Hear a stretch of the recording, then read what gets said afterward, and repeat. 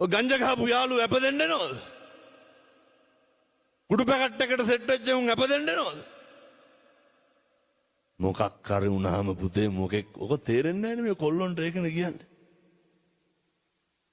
දෙයක් වුණාට පස්සේ ඉන්නේ අම්මයි තාත්තයි කසාද මැදලා නම් බිරිඳයි විතරයි. ඔච්චරයි. ඒ වුණාට හපංකම් පාන්නේ කාටද? අම්මටයි තාත්තටයි බිරිඳටයි. අම්මා තාත්තා එක්ක හරි හොඳට ඉන්න. නේ ඔය හරි ආදරෙන් ගෙවල් වල අම්මා තාත්තා එක්ක ඉන්න ඕනේ. මම මේ අලුත්ගම තරුණ මහත්තුරුන්ට පොඩි යෝජනාවක් කරනවා. දැන් මේ අද නොවැම්බර්නේ මම ජනවාරි 25 එනවා උඩකොටුවේ පන්සලට බණකට.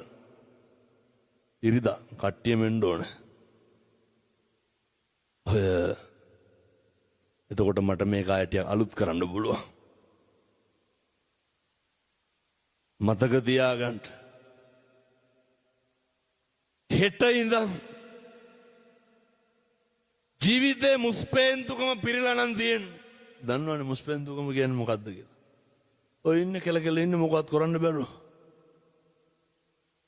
පාන්දර 2-3 වෙනකම් ෆෝන් නොබනවනේ. තල්ලු කර කර ඉන්නවා. යකඩ කපනේ වයි ඔයනේ ලුණු කපනේ වයි සර්පෝ තම්බනේ ඕනේ බලන්න. උදේ 10ට විතර නැගිටින්නේ. ඔහොම හරියන්නේ.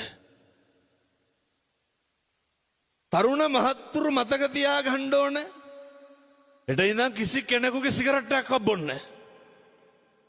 ලැජ්ජ නැද්ද එකයි සිගරට් කෑලි බොන්න? එකයි බයිසිකල් වල නැගලා යන්න. පස්සෙන් යන්න.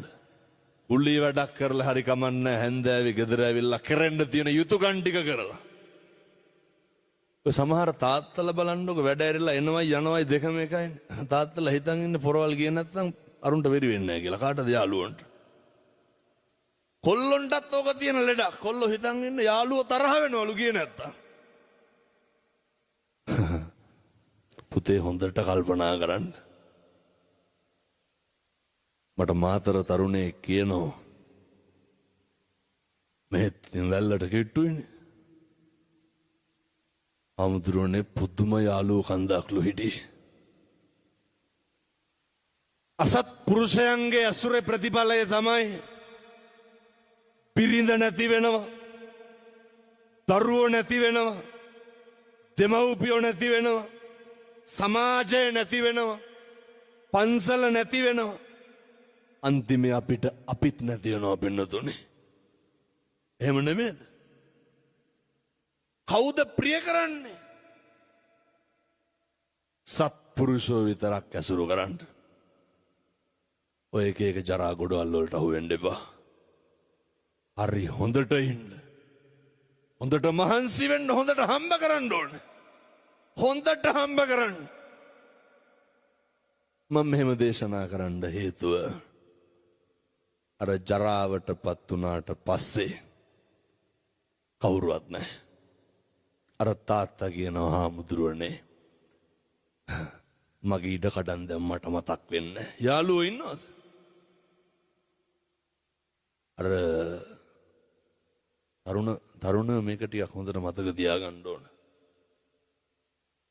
ඔය හැම සතියන්තෙම ටවුන් එකට යන්න බෑනේ ඇයි? ළමයි පන්ති ඇවිල්ලා. අනේ මෙහෙ ගොම් පැටව කොල්ලෝ ඉන්නවා. එහුන් අත කපා ගන්නවා පොඩ්ඩ බැයින. දැකලා දෙන්න නම් හිතනවා පින්නතුනේ. ඔය පිරුවෙන් ඇරලා යනකොට යන මට ඉතින් අර කෙල්ලෙක් ඉස්සරහම එක අතුල්ලා ගන්නවා අත මොකෙන් හරි වීදුරු කට්ටකින්.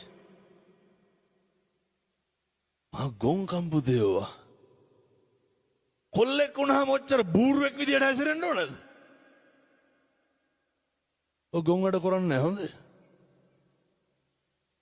තරුණයෙක් වුණාම හොඳ ජවයක් කොල්ලන්ට හොඳ පෞරුෂයක් තියෙන්න එපැයි. දැක්කද අර ගම්පොළ අවුරුදු 16 කෙල්ලගේ බෙල්ල කැපුවා. කවුද කැපුවේ? කොල්ලට අවුරුදු 27යි. එම කවදාවත් ඔය දේවල් ලං කරන්න යන්න එපා. අම්මා තාත්තා ගැන හිතන්න. සේරටම කලින් තමන් ගැන හිතන්න. අඳින්න ඩෙනිම් 3ක් නැහැ. මගුල් කණ්ඩ කතාව. මේ පින්නතුනේ මේ සාජහල්ලා වෙන්න හදනවානේ.